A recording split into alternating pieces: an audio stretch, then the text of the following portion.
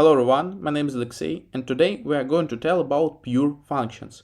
So, pure functions is one of the most quick way to do your code more understandable, testable, and robust.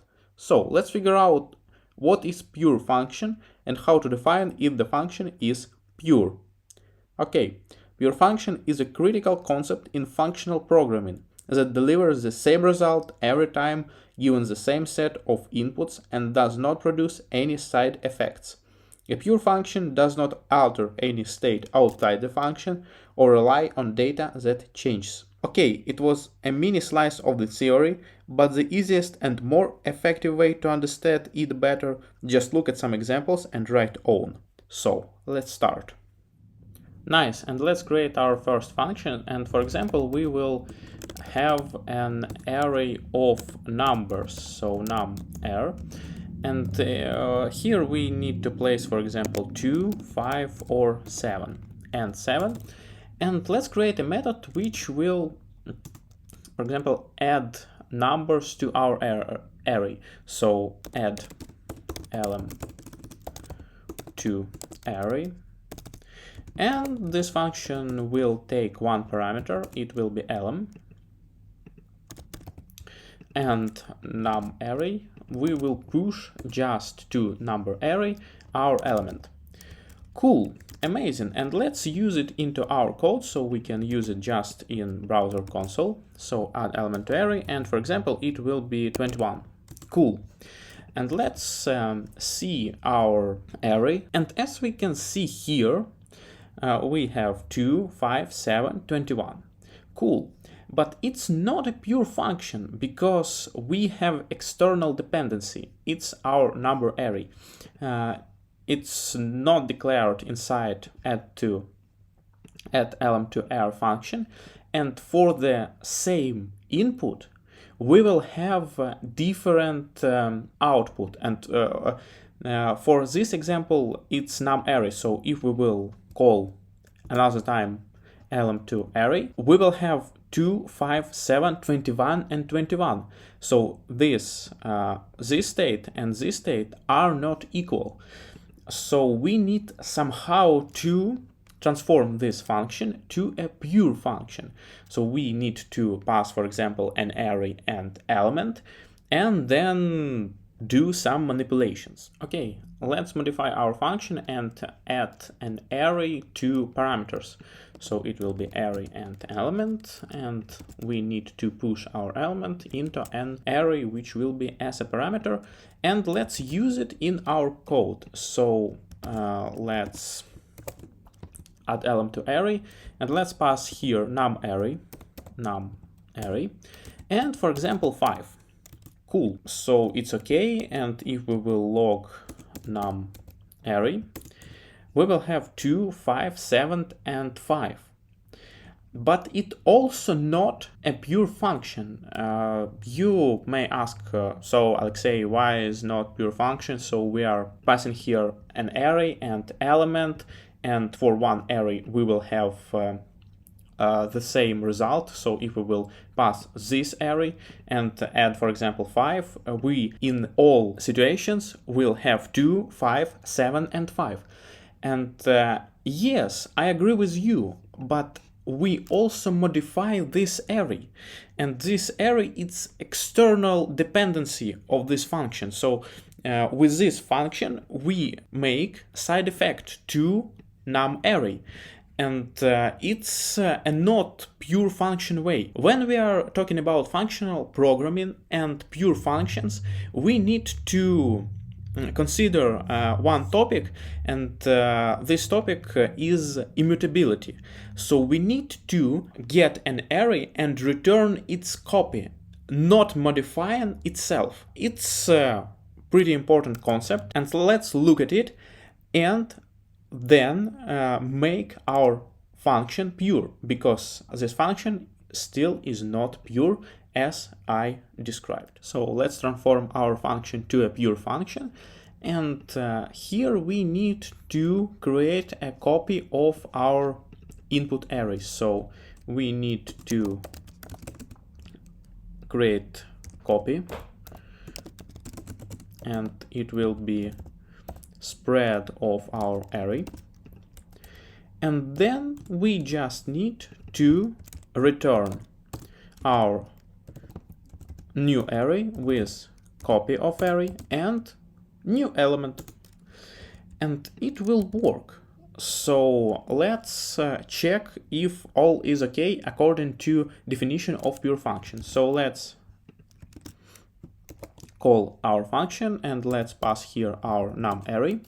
And let's add, for example, 7. As we can see, this function returned to us 2, 5, 7, and 7. But our initial array, num array, was not changed, so it's okay. And also we didn't change our external dependencies and our input parameters.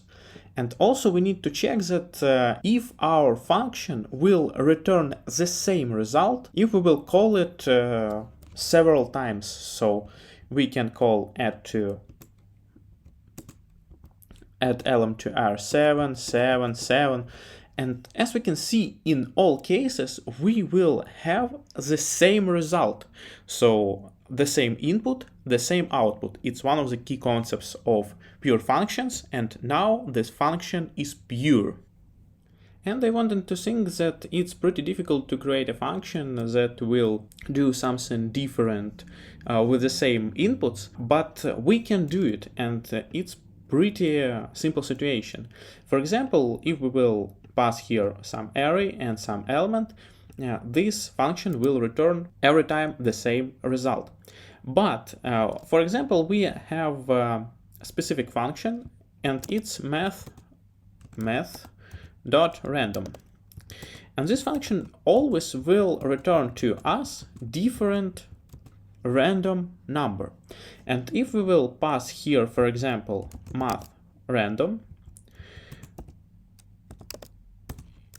it won't be pure function, because if we will call add element to array with, for example, 7 and also, and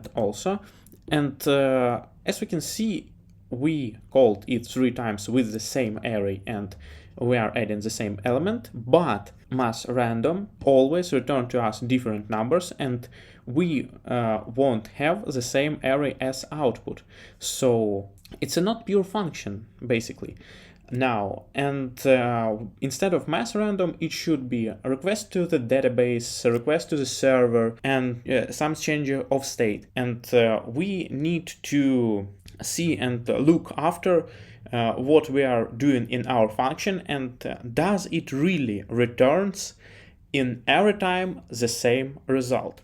So you may ask me, why, Alexei, we need to write program with pure functions, why we need to think about external dependencies, not affecting external dependencies, not affecting external state, not doing some unpredictable operation in our functions. So this way of thinking is much more difficult, it's much more complex to understand, and it's slower to write code with these rules. And I pretty agree with you, but not. We need to do this because when we have a lot of pure functions, we exactly know what they are doing. So we, if we want to use some functions, we understand that with the same input, we will have specific output. And it's pretty easy to use in the future.